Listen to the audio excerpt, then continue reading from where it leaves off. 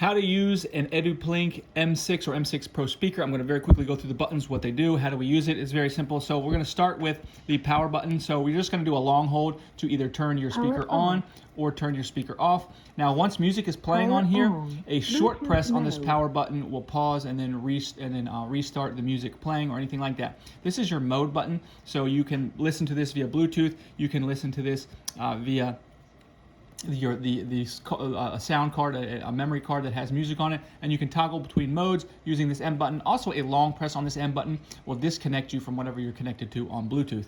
Here we have our plus and minuses. So a short punch on either of these will turn the volume up and down, and a long press on either of them will skip the music forward and skip the music backwards. This is the TWS button, so you can actually pair multiple of these speakers together, or two of these speakers together, to get stereo sound. They'll both play the same music. Basically, one will be your main speaker, and that will connect to your other speaker. And all we need to do here is you would have two of these speakers in this situation. So I'm going to do this on both of these speakers, and these are going to start to blink, and then those two speakers will connect together. And then if I want to disconnect, I just do the same thing. It gives me a little beep, and it disconnects. And then the last thing here is we have our little charging port here. We have our 3.5 millimeter headphone jack if we want to listen to the headphones here. And then we have our memory card slot if we want to use an SD card to listen to music. That's all there is to it. I hope this video helped. If it did, if you leave me a like, I'd really appreciate it. Thanks a lot.